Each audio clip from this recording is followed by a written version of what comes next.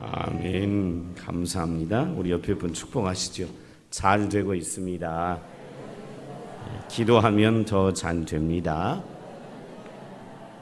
지난 4주 동안 러브 투게더라고 우리 교회 등록은 했고 또 다니시다가 여러 가지 이유로 주저앉았던 장기 결석자를 다시 한번 초청해서 예비하는 오늘이 홈커밍 데이입니다.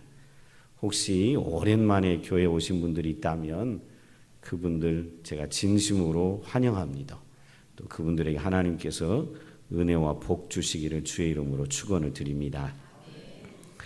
이 시편 23편은 전 세계의 수많은 그리스도인들이 가장 좋아하는 말씀 중에 하나입니다.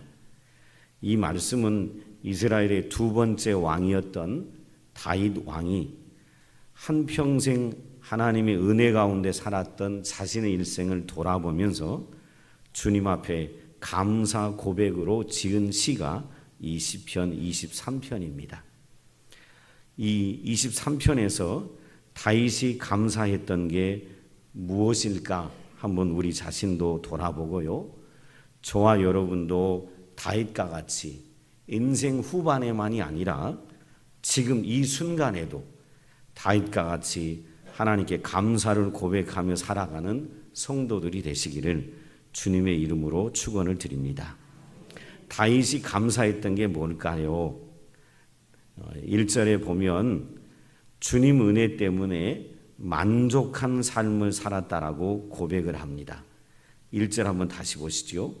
여호와는 나의 목자시니 내게 부족함이 없으리로다. 지나온 날 돌아보니까 내 인생에 부족함이 없었다는 거예요. 주님 안에서 만족한 삶을 살았다라고 감사하며 고백하고 있는 것을 볼 수 있습니다.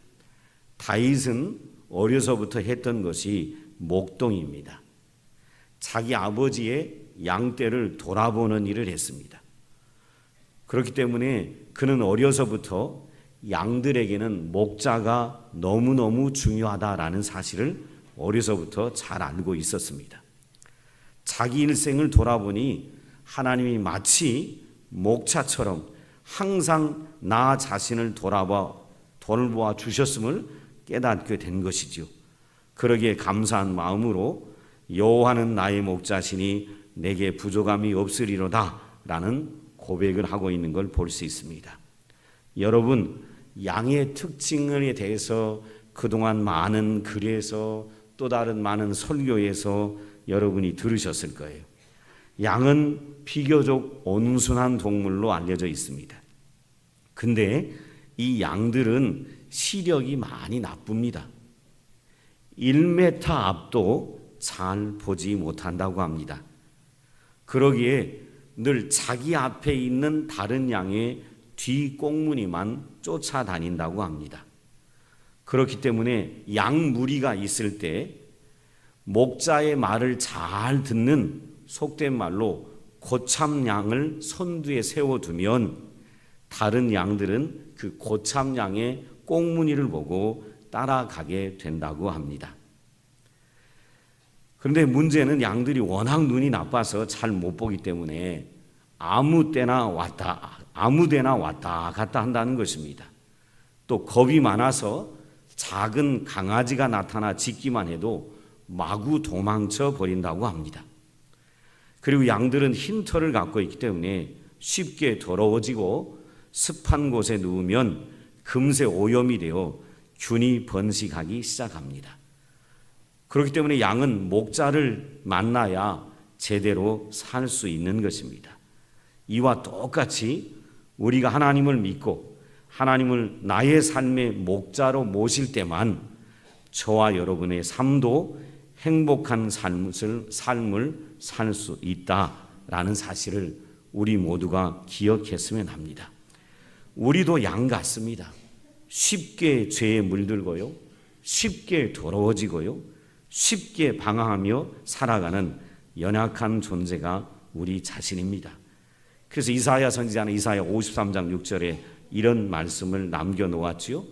우리는 다 양 같아서 그릇 행하여 각기 제 길로 갔거늘 여호와께서는 우리 무리의 죄악을 그에게 담당시키셨도다. 인간은 양처럼 연약한 존재입니다. 자주 넘어지고요, 자주 죄에 빠지고요, 그리고 자주 사단의 공격을 받게 됩니다.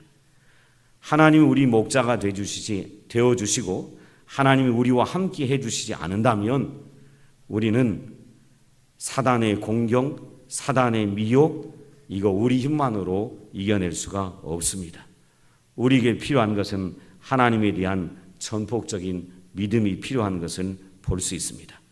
주님 안에서 우리가 주님을 믿고 의지하고 주님 안에 있을 때 우리는 부족함이 없고 더 이상 바랄 것이 없는 삶을 살 수 있는 것입니다. 고린도후서 3장 5절에 이런 말씀이 있습니다. 우리가 무슨 일이든지 우리에게서 난 것 같이 스스로 만족할 것이 아니니 우리의 만족은 오직 하나님으로부터 나느니라. 여러분, 만족은요 스스로에게서 나지 않습니다. 우리의 만족은 오직 하나님으로부터만 납니다.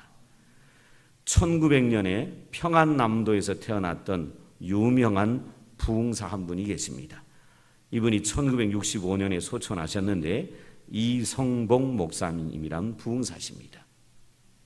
전국을 돌아다니며 부흥회를 많이 하셨고요, 많은 영혼을 구원하고 또 많은 목회자들을 배출하는 데 영향을 줬고 많은 성도들에게 은혜를 끼쳤던 분입니다. 이분이 작사한 찬송이 하나 있는데 그 찬송가의 제목은 주님 한 분만으로 만족합니다 라는 찬송입니다. 그 찬송가의 가사를 제가 여러분한테 읽어드리겠습니다. 아침에는 예수로 눈을 뜨게 하시고 저녁에는 예수로 잠을 자게 하시네. 예수님 내 주여 내 중심에 없어서 주님 한 분만으로 만족하옵나이다. 물을 떠난 고기가 혹시 산다 하여도 예수 떠난 심령은 사는 법이 없어요. 예수님 내 주여 내 중심에 없어서 주님 한 분만으로 만족합니다. 동남풍아 불어라 서북풍아 불어라 가시밭에 백합화 예수 향기 날린다. 예수님 내 주여 내 중심에 없어서 주님 한 분만으로 만족하옵나이다. 그분이 쓴 주님 한 분만으로 만족합니다라는 이 찬송에는 절이 12절까지 있는데 12절까지 계속 이어지는 후렴구는 똑같았습니다. 예수님 내 주여 내 중심에 없어서 주님 한 분만으로 만족하옵나이다 라고 이성봉 목사님은 그가 쓴 찬송시에 그리 고백하는 것을 볼 수 있습니다.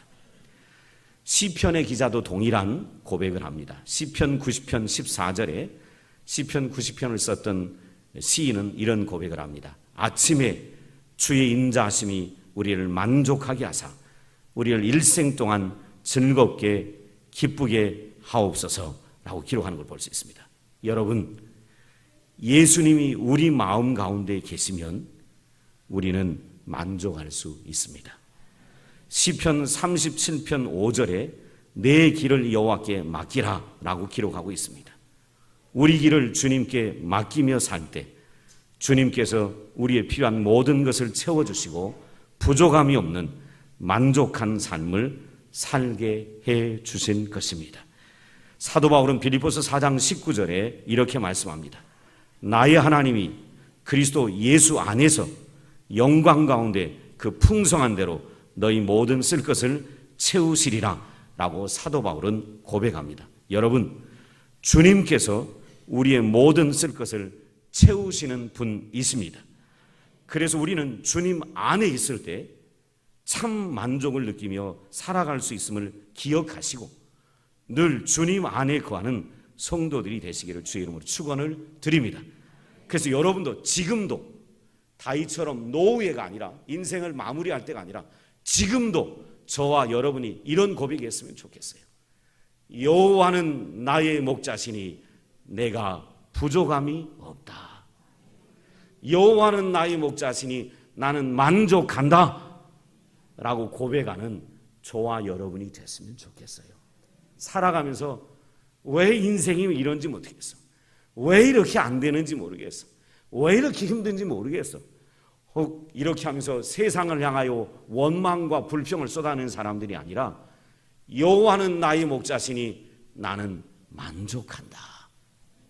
얼마나 위대한 도전이에요. 세상 모든 사람에게 물어보면 이렇게 얘기하지요. 제가 이번 주에 우리 장로님 가정에 장례가 있어서 성도들하고 이렇게 가는데 제 차에 남자분만 탔어요. 남자분만. 그래서 제가 물어봤어요. 집사님 잘 되시죠? 그랬더니 잘 된다는 거예요. 그 집사님은. 그런데 다른 사람들은 뭐라고 하나요? 제가 물어봤어요. 보통 세상 사람들은 뭐라고 하나요? 그러면 이런다는 거예요. 요즘 어때요? 그러면 모든 사람이 이렇게 얘기한다는 거예요. 죽겠어요. 죽겠어요. 그런다는 거예요. 근데요, 죽겠다고 하는 사람 죽는 거 하나도 본 적이 없어요. 여러분 본 적 있어요? 잘 되어 가면 다 죽겠대요. 근데 죽는 사람 봤냐 이 말이에요. 그러면서 제 뒤에서 집사님들이 하는 얘기인데 전부 거짓말 친다는 거예요. 죽겠다고 하는 사람들 죽는 거 못 봤다 이거예요. 다 먹고 살고 있고 사업이 잘 되는지 어땠는지 모르지만 죽는 사람 못 봤다 이거예요. 근데 입만 열었다 하면 사람들이 뭐라 그래요? 죽겠다는 거예요. 힘들다는 거예요. 여러분, 저와 여러분은 이렇게 고백했으면 좋겠어요. 다윗처럼. 주님이 나의 목자이시니 나는 부족함이 없다. 나는 만족한다. 이게 신앙인의 고백이고 그런 사람들을 볼 때 안 믿는 사람이 도전이 되지 않겠어요? 아니 다 죽겠다고 하는데 실제적으로 세상 경제가 다 어려운데 저 사람들은 도대체 뭐 때문에 부족함이 없다고 하고 뭐 때문에 만족한다고 하는가? 저분들이 만족하는 이유를 나도 알고 싶다.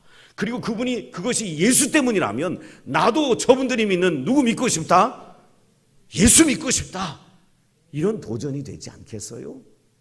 맨날 하는 얘기가 죽겠네 살겠네 이런 얘기만 하고 있다면 예수 믿고 우리 삶에 변화된 것이 뭐가 있느냐 이 말이에요. 자, 저를 따라 하시죠. 여호와는 나의 목자시니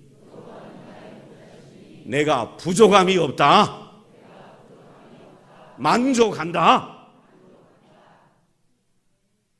만족을 물질로 생각하니까 그래요. 그러니 만족함이 없다라고 얘기하는 거죠. 여러분, 진짜 만족은요, 하나님이 내 안에 계신 게 진짜 만족이에요. 여러분이 하나님을 잘 몰라서 그래요. 하나님이 온 우주 만물의 창조자고 온 우주 만물의 모든 것이 그분의 소유고 그 세계 최고의 부자가 내 안에 계시면 나는 부자예요? 가난한 자예요? 부자 중에 부자지요. 복 받은 자 중에 복 받은 자지요. 근데 하나님이 누군지를 모르니까 수십 년을 교회를 다녔는데도 하나님이 누군지를 모르니까 어때요? 그러면 죽겠네요. 이렇게 얘기하는 거죠. 여러분 생각에는 잘 되는 걸 10억, 100억 버는 것을 잘 되는 거로 생각하잖아요. 돈. 근데요, 세상의 모든 돈, 모든 재물을 다 갖고 있는 분이 누구예요? 하나님이요. 그 하나님이 어디 계셔요? 내 안에요. 그러니 내가 얼마나 부자예요. 얼마나 복된 자고요. 얼마나 잘 되고 있는 사람인가 이 말이에요. 제가요 지금 생각이 나는데 제가 군에 당번병을 했어요. 장군 당번. 근데 제가 군대 생활할 때 그 장군이 그 한때 군사 구테타를 일으켜갖고 독재자가 됐던 전두환 대통령의 동기생 6.4 11기생에 제가 당번병을 했어요. 당번병을 했는데 이 장군이 기르던 개가 있어요. 잘 훈련된 군용 개. 똑똑한 개. 이 개를 여러분 삼성 그때는 제가 몰랐어요. 그때는 뭐 잘 몰랐는데 지금 돌아보고 나니까 그 사람이 보통 부자가 아니었더라고요. 삼성 이병철 회장의 아들이 여러 명 있습니다. 첫째 아들은 이맹희 씨예요. 이름을 잘 지어줘야 돼요. 맹이라고 지으니까 맹해가지고 큰아들한테 삼성이 가지 않고 몇째한테 갔어요? 셋째한테 갔어요. 이름 잘 지어주세요. 왜 이름들을 그렇게 지었는지 모르겠어. 부모들이 끝자 말자 말순이 전부. 그러니까 가서 맨날 학교 가면 꼴등하는 거예요. 이름 잘 지어줘야지요. 아이 참 우리 부모들이 참 머리가 나빴어. 둘째 아들이 창희 씨라는 분이 있어요. 셋째가 건이고 지금 삼성 회장이고. 저는 그때 잘 몰랐는데 제가 장군 당번병으로 있을 때 그 장군이 그 창희 씨라는 분한테 군용견을 한 마리 선물해 줬어요. 그래서 그 당시에 그냥 오래전이잖아요. 오래전에 제가 군대 생활할 때 그 창희 씨 집을 갔는데 지금 생각해 보니까 한남동이었는데 집이 큰 집이고 삼성 이병철 회장의 둘째 아들 집에 갔는데 집이 큰 집이고 그때 수십 년 전에 개가 막 이만한 개가 몇 마리 지키고 있고 그 집 안에 초소가 있어요. 여기 가면 우리 옆에 연세 정형외과 주차 시설 싹 차 들어가는데 앞에 뭐 하나 있어요? 초소 하나 있잖아요. 수희 아저씨 있는 초소. 근데 집 안에 관리인이 딱 지키는 초소가 있는 거예요. 난 그때 그렇게 부잣집에 처음 가봤어요. 수십 년 전에. 지금 생각해보니까 그 사람이 세안미디어 그룹 회장했던 이창희 씨예요. 그래서 제가 그때 가보고 와 이런 집도 있구나.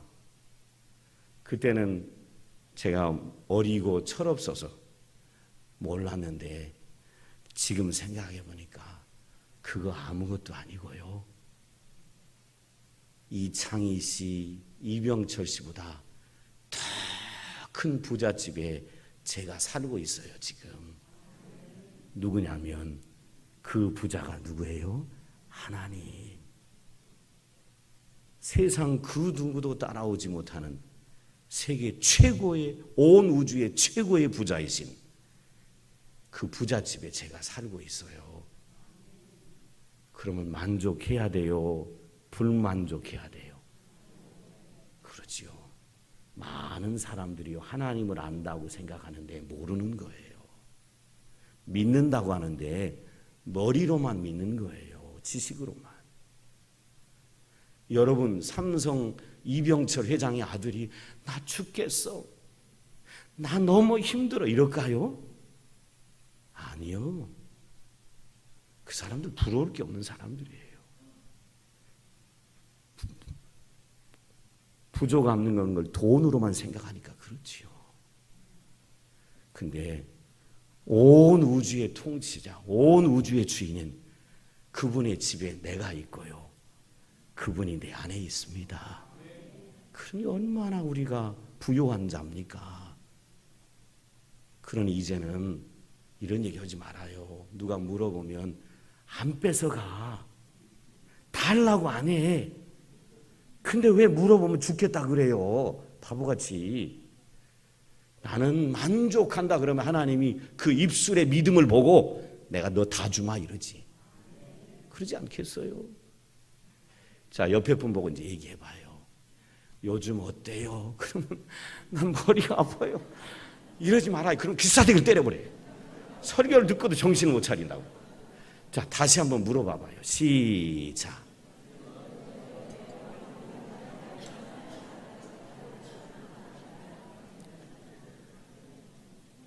제가 안 달라 그럴 테니까 요즘 어때요? 그러면 목사님 나 너무 기뻐요.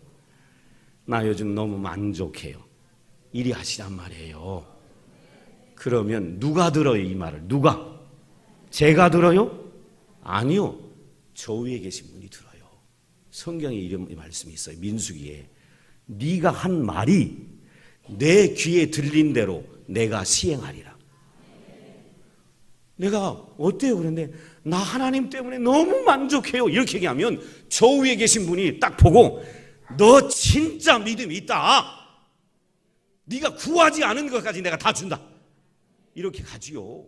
하나님이 다 주는데도 사람들이 물어보니까 나 죽겠어요. 그러면 하나님이 저기서 듣고 계시다. 이놈아!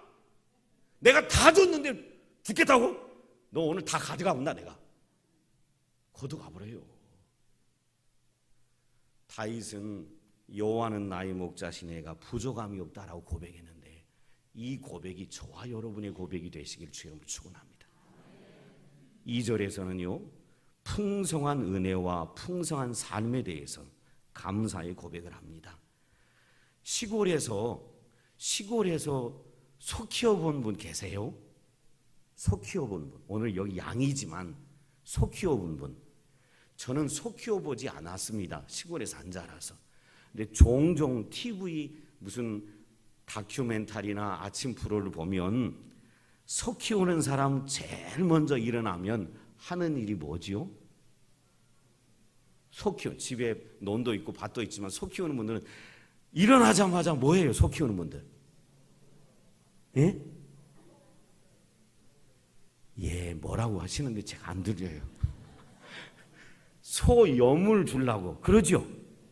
나가서 막 솥에다가 물을 넣고 장작을 넣고 떼고 그리고 지푸라기 갖다 거기다 지어가지고 막 끓여서 아니 자기 밥부터 안 먹고 누구부터 먹이려고 그래요? 소부터 먹이려고 그래요. 맞죠? 맞습니다. 양을 키우는 목자도 똑같습니다. 목자가 제일 먼저 일어나면 제일 먼저 하는 것이 뭔지 아십니까? 양들을 깨워갖고요 푸른 풀밭으로 데려갑니다. 그리고 배불리 양들을 먹게 한 다음에 물가로 가서 쉬게 합니다. 목자의 관심은요 푸른 풀밭이 어디 있는가에 쏠려 있습니다. 그리고 목자가 푸른 풀밭을 찾아 앞장서고 양들을 그 뒤를 따라가게 하는 것은 볼 수 있습니다. 하나님도요 똑같습니다. 하나님도 우리 목자가 되셔서요 우리를 어떻게 하면 은혜 받게 할까? 그래서 은혜의 푸른 초장으로 어떻게 하면 말씀을 먹고 힘을 얻을까 해서 말씀의 푸른 초장으로 우리를 인도하시는 분이 하나님이십니다. 그러므로 저와 여러분이 그 하나님을 따라가기만 하면 됩니다. 따라가기만 하면 돼요. 그러면 풍성한 은혜와 풍성한 삶을 살아갈 수가 있습니다.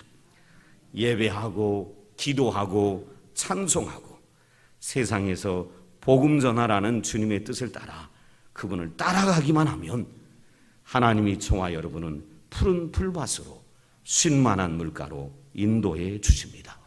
요한복음 10장 10절에 이런 말씀이 있지요. 도둑이 오는 것은 도둑질하고 죽이고 멸망시키려는 것뿐이요 내가 온 것은 양으로 생명을 얻게 하고 더 풍성히 얻게 하려는 것이니라. 예수님이 이 땅에 오신 것은 우리에게 구원의 생명뿐만 아니라 풍성한 것을 우리에게 더 주시려고 오셨다라고 얘기합니다. 주님은 우리를 날마다 푸른 초장으로, 은혜의 푸른 초장으로, 말씀의 푸른 초장으로 인도하시기를 원하시는 분이십니다. 그러므로 여러분 기억하십시오. 예배에 나와 말씀을 들을 때 우리 영혼이 새 힘을 얻고 살아나게 됩니다. 예배에 나와 말씀 듣고 은혜 받을 때 참된 평안과 위로와 치유의 역사를 경험하게 됩니다. 예배에 나와 말씀을 들을 때 기적이 나타납니다. 예배에 나와 말씀을 들을 때 문제가 해결이 됩니다. 예배에 나와 말씀을 들을 때 마음에 평안이 찾아옵니다. 그러기에 예배드리기에 힘쓰시고 말씀 듣는 일에 집중하시면 하나님이 저와 여러분을 푸른 초장으로 잔잔한 물가로 인도하십니다. 그러면 쉴만한 물가가 어딜까요? 세상에는 쉴만한 물가가 없습니다. 피곤하고 지치고 힘들고 고통스러운 삶만 많이 있을 뿐이지요.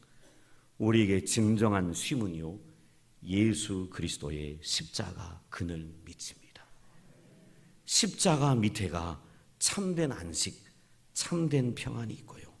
십자가 밑에 나올 때 죄사함 받게 되고요. 십자가 밑에 나올 때 의롭게 되고요. 십자가 밑에 나올 때 거룩하게 되고요. 십자가 밑에 나올 때 성령 충만을 경험하게 되고요. 십자가 밑에 나올 때 치유 경험하고요. 십자가 밑에 나올 때 영생의 강을 건너게 됩니다. 그래서 찬송가 기자가요, 저자가요, 415장에 이런 가사를 적어놨어요. 이거 부를 거예요. 그러면 빨리 눈치 있는 사람 생각해야 돼요. 415장에 이렇게 되어 있어요. 십자가 그늘 밑에 나 쉬기 원하네. 저 햇빛 심이 뜨겁고 또 짐이 무거워. 나 세상에 방황했으나 주 십자가 그늘에 내 쉴 곳 찾았네 라는 찬양이 있습니다. 이 찬양 한번 불러볼까요? 십자가 그늘 밑에.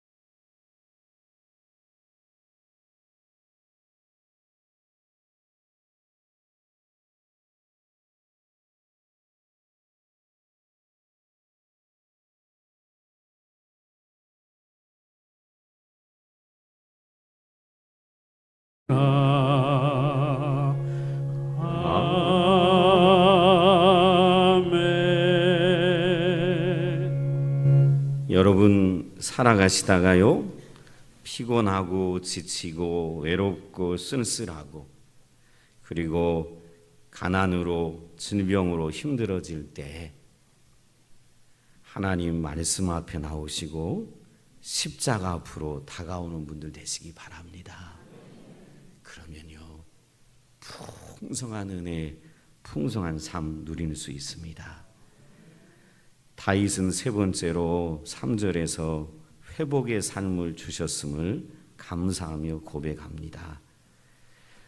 필립 켈러라는 분이 있는데 그분이 양과 목자라는 책을 썼습니다. 이분은 선교사의 아들이었는데 8년 동안 실제로 목동으로 일을 했던 사람입니다.